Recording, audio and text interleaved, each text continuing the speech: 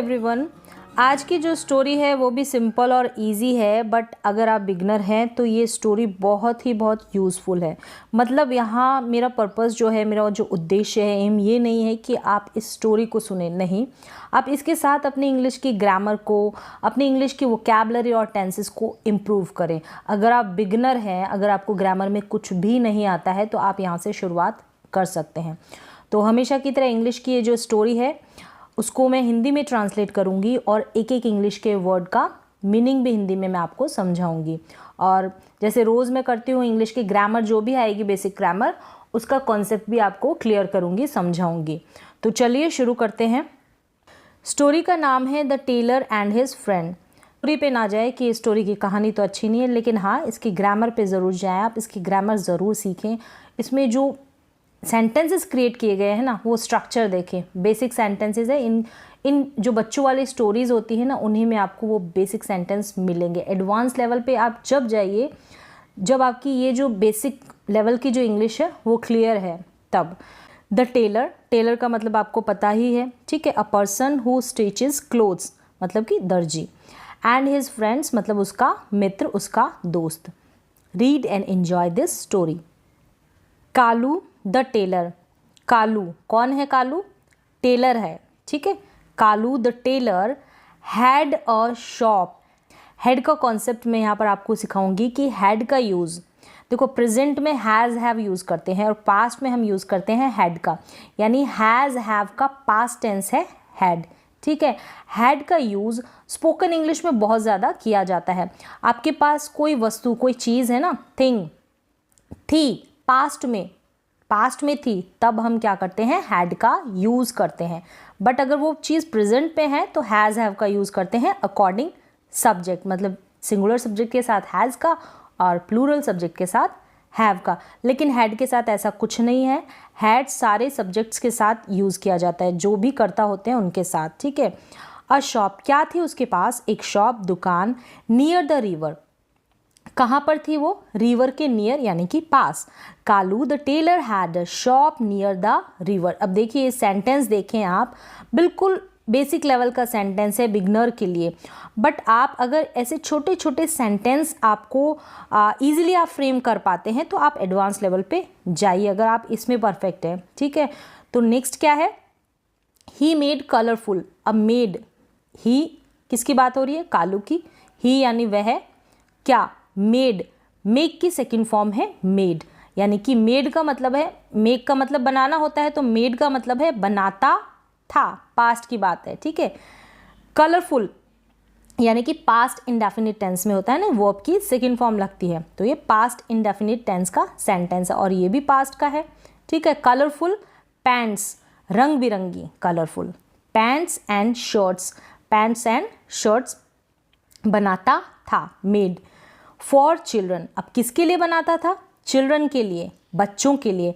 Child नहीं है यहाँ पर, चिल्ड्रन है। चाइल्ड एक की बात करते हैं तब लिखते हैं, और चिल्ड्रन यानी काफ़ी सारे बच्चे। आगे है अप्पू द एलिफेंट। अप्पू कौन था? एलिफेंट, मतलब उस एलिफेंट की बात हो रही है जिसका नाम ये रहा, जिसका नाम अप्पू था। और यहाँ पर कालू, उस कालू की बात हो रही है जो क्या था? टेलर था। मतलब ये पर्टिकुलर दो जनों की बात हो रही है, हमको पता है किसकी बात हो रही है। देखिए फिर इसके आगे क्या लगाया है?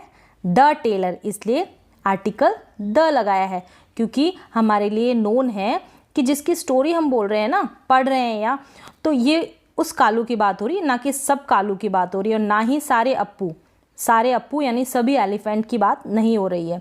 तो द एलिफेंट, ठीक है, इसलिए द आर्टिकल का यहाँ पर यूज़ हुआ है। वॉज हिज फ्रेंड, था, क्या था वो? फ्रेंड था। और वॉज का मतलब मैंने समझा दिया, सिंपल पास्ट टेंस है ये वाला सेंटेंस, और वॉज का यूजेस, वॉज और वर्क के यूजेस मैंने काफ़ी बार बताए हैं, फिर भी मैं रिपीट करूँगी, क्योंकि जितनी बार रिपीट करते हैं वो चीज़ उतनी ज़्यादा क्लियर होती है और हमारे दिमाग में बैठ जाती है।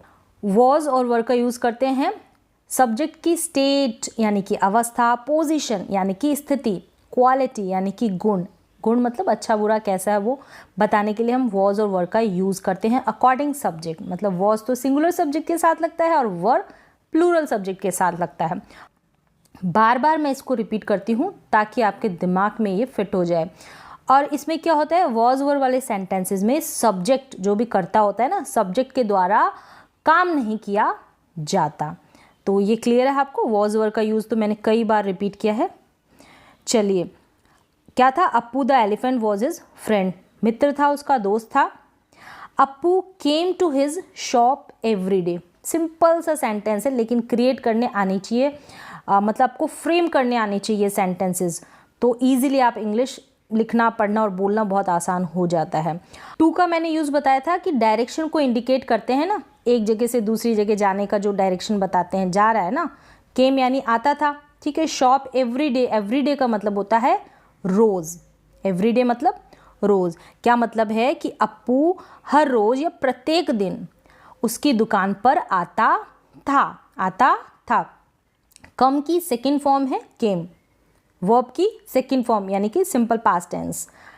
कालू गेव, गिव की सेकंड फॉर्म गेव, तो कालू गेव यानी दिया, हिम यानी उसे, मैनी नाइस, मैनी मतलब बहुत, नाइस मतलब अच्छे या अच्छा बोलते हैं ना, नाइस को अच्छा या अच्छी इस तरीके से, तो नाइस अच्छे, थिंग्स यानी चीज़ें, टू ईट यानी कि खाने के लिए।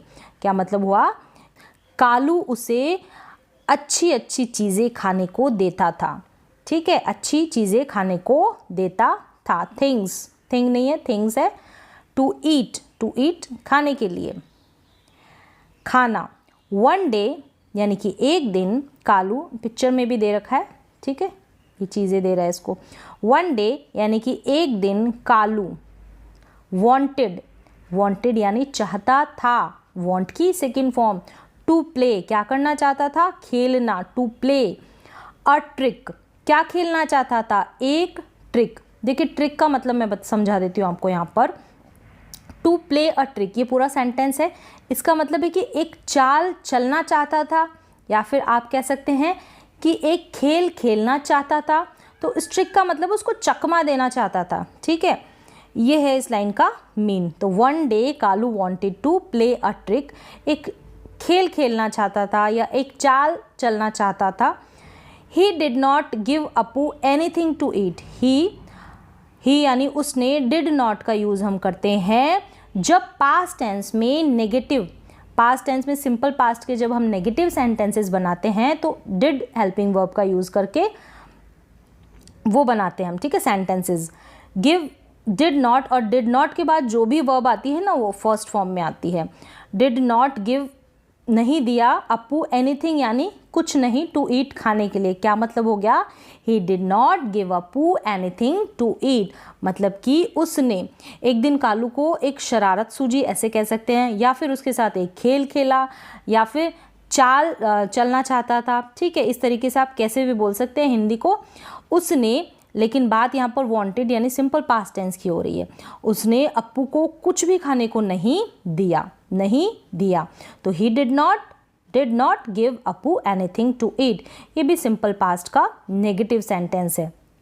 ही टुक, टेक की सेकेंड फॉर्म टुक, तो he took out his needle का मतलब होता है सुई, ठीक है, और टुक आउट यानी कि take out first form, second form took out, तो टेक आउट का मतलब होता है निकालना या फिर निकाल लेना या हटाना या बाहर लेना। तो he took out his needle, निकाली उसने या बाहर ले ली। इंस्टेड एंड प्रिक्ड अप्पू ट्रंक, प्रिक्ड का मतलब मैं समझा देती हूँ यहाँ पर। प्रिक का मतलब होता है चुभना, तो प्रिक्ड का मतलब होता है चुभाना। निडल, अप्पूज ट्रंक, अप्पू की, अपॉस्ट्रोफी एस है ऊपर, तो अप्पू की ट्रंक का मीन होता है सूंड, तो यहाँ पर हाथी की बात हो रही है तो सूंड है इसका मीन। वैसे इसका मतलब तना होता है, जो पेड़ का तना होता है वो, और जो पेटी या संदूक होती है उसको भी हम ट्रंक बोलते हैं। तो क्या मतलब हुआ, he took out his needle instead and pricked Appu's trunk, मतलब कि उसने एक दिन अप्पू की सूंड में क्या किया, सुई चुभा दी। Appu ran away in pain, तो रन अवे सेकेंड फॉर्म है। रन अवे का मतलब होता है भाग जाना, रैन का मतलब होता है भाग गया, तो रैन अवे साथ में भाग जाना। अप्पू भाग गया इन पेन, दर्द में। क्या किया, अप्पू भाग गया दर्द में, यानी कि पेन में वो भागा, दर्द के मारे। ठीक है, ये भी सेकंड फॉर्म है, सिंपल पास्ट टेंस है। 2 days लेटर यानी कि 2 दिनों, ठीक है, 2 दिनों लेटर बाद Appu came down to the river, came आया, डाउन नीचे, टू द रिवर किस में, रिवर में, ठीक है, एंड फिल्ड हिज ट्रंक, उसने फिल की सेकेंड फॉर्म फिल्ड भरी, हिज ट्रंक अपनी सूंड, उसकी जो सूंड थी उसको, विद वाटर किससे भरी, पानी से, विद यानी से, पानी से। ही रीच्ड का मतलब होता है पहुंचा, तो पहुंचना, ही रीच्ड पहुंचा, रीच की सेकेंड फॉर्म रीच्ड, पहुंचना, ठीक है। ही रीच्ड कालूज शॉप, कालू की शॉप पर पहुंचा, या फिर आ जाना भी कह सकते हैं, ठीक है। रीच्ड को हिंदी में पहुंचना या आ गया या आ जाना, आ गया उसकी शॉप पर। एंड थ्रू वाटर एवरीवेयर, तो थ्रो की ये सेकेंड फॉर्म है, ठीक है, थ्रो की सेकेंड फॉर्म है थ्रू यानी कि फेंकना, डालना, और थर्ड फॉर्म क्या होती है, थ्रॉन। एवरीवेयर, एवरीवेयर का मतलब है हर जगह, तो यहाँ पर भी सेकेंड फॉर्म है।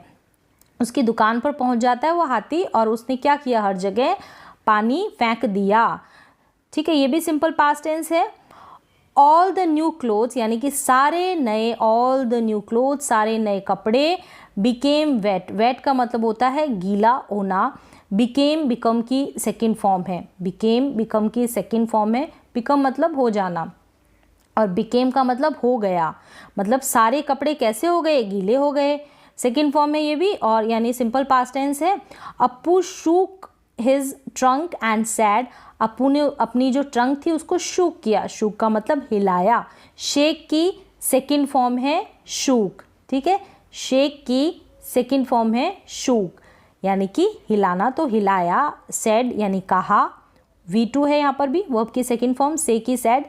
एन एलिफेंट, तो एलिफेंट से पहले किसका, एन आर्टिकल का यूज हुआ है, ठीक है, वोवल साउंड है, बोलेंगे तो स्वर का उच्चारण होगा, स्वर का साउंड आएगा, एलिफेंट।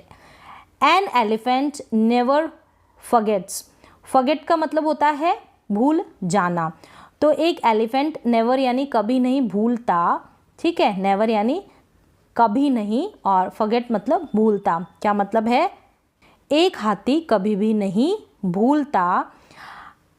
फिर क्या है, कालू सेड, कालू ने कहा, आई एम सॉरी, मुझे माफ़ कर दो। Let's be friends again, let's यानी कि let us be friends again, हम दोबारा से, अस यानी हम दोनों क्या बन जाए, बी बनना, क्या, फ्रेंड्स यानी फिर से फ्रेंड बन जाते हैं, चलो दोबारा दोस्त बन जाते हैं, इस तरीके से।